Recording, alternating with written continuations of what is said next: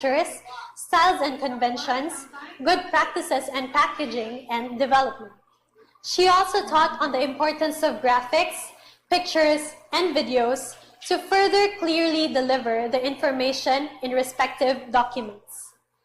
The participants of the program include government and private agencies, faculty and staff of college and universities throughout the region. And those were the latest updates for the week. You can visit the Centralian link online at www.cpu.edu.ph for more details. This has been Alyssa Ilano for Centralian Link Weekly Update.